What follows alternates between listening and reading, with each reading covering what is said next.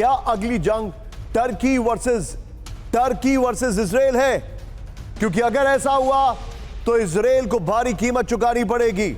यह मैं क्यों कह रहा हूं? अभी आपने देखा हमास के सारे लीडर्स वहां पर चले गए। अगली बड़ी खबर मेरे बगल में विजय दिखाइएगा। तुर्की पर कभी भी हो सकता है बड़ा हमला। ब्रेक करिए इस वक्त की बड़ी खबर। तुर्की पर इजरायली हमले का काउंटडाउन, बड़ी खबर। तुर्की पर इजरायली हमले का काउंटडाउन, बड़ी खबर। तुर्की के रक्षा मंत्री यासर गुलर का दावा, बड़ी खबर। वर्तमान में तीसरे विश्व युद्ध जैसी स्थिति, यासर गुलर ने कहा इजराइल की वजह से बढ़ सकता है जंग का दायरा। यासर गुलर ने कहा इसकी फ्लोर ब्रेकिंग लेंगे विजय। आइए जरा इस वक्त की बड़ी खबर। तुर्की पर कभी भी हो सकता है बड़ा हमला। इस वक्त की बड़ी खबर मैं आपको दिखा रहा हूं। यह देखिए, तुर्की पर इजरायली हमले का काउंटडाउन शुरू हो चुका है। तुर्की के रक्षा मंत्री यासर गुलर का दावा, वर्तमान में तीसरे विश्व युद्ध जैसी स्थिति। यासर गुलर ने कहा इजराइल की वजह से बढ़ सकता है जंग का दायरा। यासर गुलर ने कहा यह बड़ी खबर विजय। सिर्फ दोनों ब्रेकिंग अगर संभव हो तो स्क्रीन पर दिखाइए। हमास का नया ठिकाना तुर्की, और तुर्की कह रहा है कि इजराइल के साथ जंग हो सकती है। ये दोनों ब्रेकिंग स्क्रीन पर दिखाइए। यह इस वक्त की बड़ी खबर। Well done PCR. ये देखिए जरा आपके सामने, तुर्की हमास का नया ठिकाना है और यहां पर तुर्की से जंग हो सकती है इजराइल की। बड़ी खबर आ रही है। सीधा आइए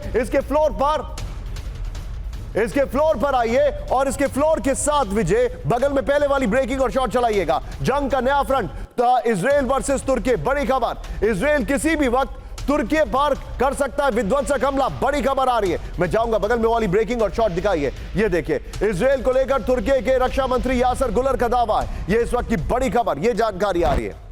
मैं चाहूंगा बगल में एर्दोगान के शॉट दिखाइए। यस, ये देखिए जरा। और फिर इजराइल की वजह से बढ़ सकता है जंग का दायरा। यासर गुलर ने कहा इजराइल की आक्रामकता तुर्की के लिए सीधा खतरा बन गया है। मिडिल ईस्ट में तनाव की वजह से शुरू हो सकता है तीसरा विश्व युद्ध। किसी भी संभावित खतरे के लिए तुर्की को तैयार रहने की जरूरत। तुर्की युद्ध नहीं चाहता, लेकिन देश को सतर्क रहना चाहिए। तुर्की टुडे के हवाले से खबर आ रही है। लेकिन एक और बड़ी खबर, सीधा आइए फ्लोर ब्रेकिंग विजय, उसके बाद तीनों ब्रेकिंग, तीनों शॉट लीजिएगा। तुर्की के एयर स्पेस में इजराइल की एंट्री पर बैन, बड़ी खबर। तुर्की ने इजरायली विमान पर लगाया प्रतिबंध। प्रतिबंध की वजह से इजरायली राष्ट्रपति की यात्रा रद्द। तुर्की ने इजराइल के राष्ट्रपति को नहीं दिया अपना एयर स्पेस। यह लाइन है, पहली लाइन चेंज करिए इसकी। प्रतिबंध की वजह से हरजोग ने की अजरबैजान की यात्रा रद्द। अजरबैजान में COP29 जलवायु समिट में लेना था हिस्सा, बड़ी खबर। इसकी पहली लाइन चेंज करिए और सीधे आइए, तीनों ब्रेकिंग लीजिए, तीनों शॉट लीजिए, तीनों ब्रेकिंग, तीनों शॉट लीजिए। और एक क्विक रिएक्शन में लेना चाहूंगा विनोद अगस्तीन सर से। विनोद सर, क्या Turkey versus Israel on the cards आपको दिखाई दे रहा है? और यह सवाल मैं इसलिए पूछ रहा हूं क्योंकि आप काफी मिडिल ईस्ट जाते हैं। क्या वहां पर ऐसी कुछ पल्स है? क्या वहां पर ग्राउंड से ऐसी कुछ आवाजें आ रही हैं? कहीं पर विजय एक्शन शॉट्स करेगा? मिडिल ईस्ट स्पेशली सुन्नी बहुल इलाके में तुर्की के खिलाफ गर्मी नरमी का बर्ताव ही रहा है। और पहली बात, दूसरी बात निशान जी, 1952 फरवरी 1952 से तुर्की नेटो का मेंबर है, कोई नया मेंबर नहीं है। और यूनाइटेड स्टेट्स के बाद अगर सबसे बड़ा डिफेंस का जखीरा है, डिफेंस का कंट्रीब्यूशन है नेटो के प्रति, वो है तुर्की।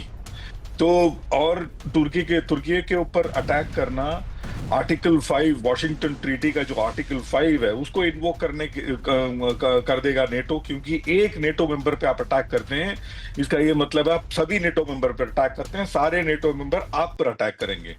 तो इजराइल ये जरूरत करने की सोचेगा भी नहीं। तो ये बात जरूर है, बाकी जो नेटो मेंबर्स हैं उनके ऊपर यूएस और बाकी जो यूरोपियन देश हैं वो दबाव डालेंगे तुर्की के ऊपर कि भाई इनको सुलझाओ, या फिर इनको जैसे कतर ने भेजा है कहीं और भेज दो।